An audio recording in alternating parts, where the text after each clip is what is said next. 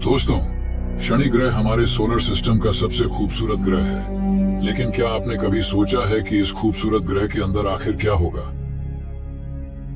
इसकी रिंग्स के पार इस ग्रह के अंदर की दुनिया कैसी होगी? क्या इसमें कोई जीवन हो सकता है? क्या शनि के अंदर कोई सॉलिड सरफेस हो सकती है?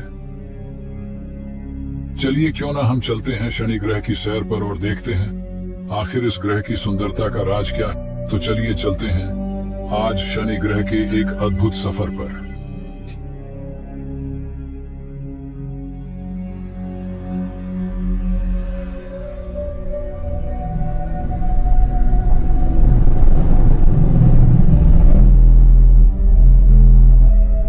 दोस्तों, पृथ्वी से बाहर आकर स्पेस में काफी शांति महसूस हो रही है, लेकिन मैं आपको बता दूं कि शनि हमारी पृथ्वी से लगभग 1.5 अरब किलोमीटर की दूरी पर मौजूद है।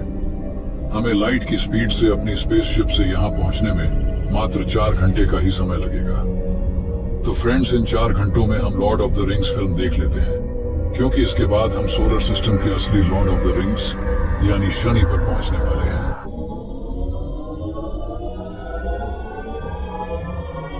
तो दोस्तों, रेड प्लेनेट मार्स और जुपिटर को बाय बाय कहते हुए हम पहुंच चुके हैं सोलर सिस्टम के लॉर्ड ऑफ द रिंग्स यानी शनि ग्रह के करीब। यहां आप देख सकते हैं कि शनि ग्रह कितना सुंदर लग रहा है। दोस्तों, शनि और जुपिटर दोनों ही गैस जायंट्स हैं और दोनों का एटमॉस्फेयर लगभग सेम है। नासा और बाकी स्पेस एजेंसीज ने अब तक शनि को एक्सप्लोर करने के लिए कई स्पेस मिशन भेजे हैं, लेकिन उनमें से कैसिनी स्पेस प्रोब ने ही शनि को काफी करीब से जाना है। इस मिशन के तहत लगभग 13 साल तक कैसिनी ने शनि के चारों ओर घूमते हुए हमें इस ग्रह को जानने में मदद करी है। लेकिन सितंबर 2017 को कैसिनी स्पेस प्रोब ने हमें अलविदा कह दिया और ये शनि के अंदर समा गया। तो फ्रेंड्स, आज हम भी अपनी स्पेसशिप और हाईटेक स्पेस स्वीट के साथ आए हैं शनि ग्रह के अंदर गोता लगाने, और इसके भीतर जाकर हम देखेंगे कि आखिर इसके अंदर चल क्या रहा है। शनि के अंदर जाने से पहले हमने सारे इंतजाम कर लिए ताकि हम इसके अंदर के भयानक टेम्परेचर और प्रेशर को सहन कर पाए। जैसे जैसे हम शनि के अंदर जा रहे हैं, हम शनि की ब्यूटीफुल रिंग से गुजरते हुए एक अद्भुत नजारा देख पा रहे हैं। ये सभी एस्टेरॉयड और कॉमेट्स की संरचना है जो रॉक और आइस पार्टिकल से बनी है। फिलहाल हम शनि की तरफ उसी स्पीड से गिर रहे हैं जिस स्पीड से धरती पर गिरते हैं, लेकिन यहाँ आकर हमें पता चलता है कि शनि, जो धरती से काफी बड़ा है कि इसमें 763 धरतियां समा सकती हैं, लेकिन इसके बावजूद भी शनि की ग्रेविटी धरती से मात्र 7% ही ज्यादा है। जैसे जैसे हम शनि के अंदर जाएंगे, अलग अलग परतों से परिचित होंगे। शनि ग्रह के वायुमंडल की पहली परत अमोनिया बादलों की है, जो कि अमोनिया के सफेद बादल है। यहाँ पर टेम्परेचर -130 डिग्री सेल्सियस है और यहाँ पर वायुमंडलीय दबाव पृथ्वी के जितना ही है।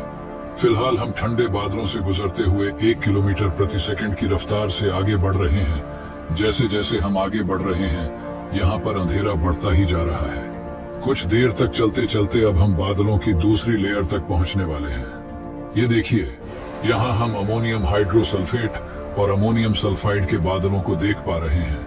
ये बादल भूरे रंग के हैं। यहाँ आकर वायुमंडलीय दबाव पृथ्वी से 2 गुना हो जाता है और टेम्परेचर -100 डिग्री हो चुका है। अब जैसे जैसे हम और डीप जा रहे हैं, हमारे चारों ओर अंधेरा बढ़ने लगा है और अब इस अंधेरे में हम अपने हाथों को भी नहीं देख पा रहे हैं। लेकिन अब हमें अपने हाईटेक गॉगल्स लगाने पड़ेंगे और अब हम देख पा रहे हैं कि काफी ज्यादा वायलेंट हवाएं हमारी स्पेसशिप से टकरा रही हैं और ये हवाएं 1100 मील प्रति घंटे की रफ्तार से चल रही है। ये हमारे सोलर सिस्टम में चलने वाली सबसे तेज हवाएं हैं। लेकिन ये क्या दोस्तों, हमारा स्पेसशिप तो उड़ गया। दोस्तों, अब हम अपने हाईटेक स्पेस सूट में हैं।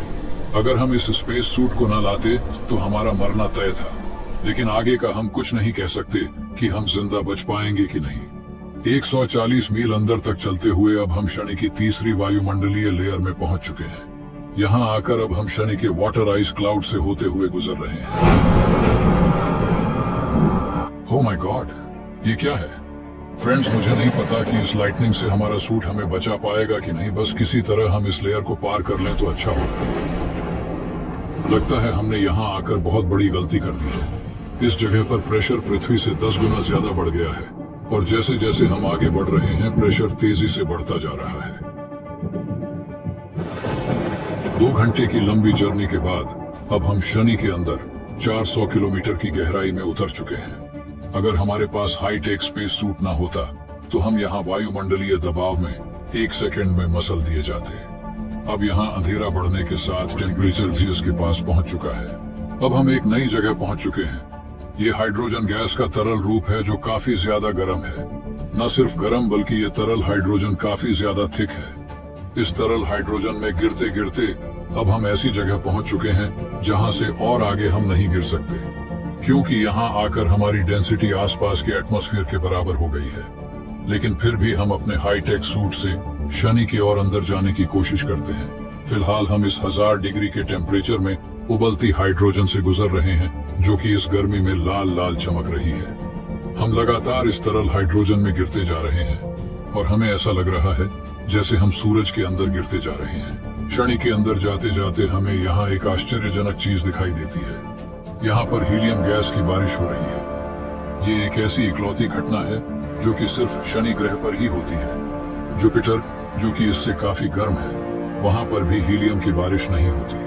काफी देर तक गहराई में चलते चलते हम शनि ग्रह के 20,000 मील अंदर आ चुके हैं और हम पहुंच चुके हैं लिक्विड मेटल हाइड्रोजन के अंदर, यानी कि इस जगह आकर हाइड्रोजन गैस एक ऐसे रूप में है जो कि ना तो तरल है न ठोस, और इसके अंदर से गुजरना एक दीवार के अंदर से गुजरने जैसा है।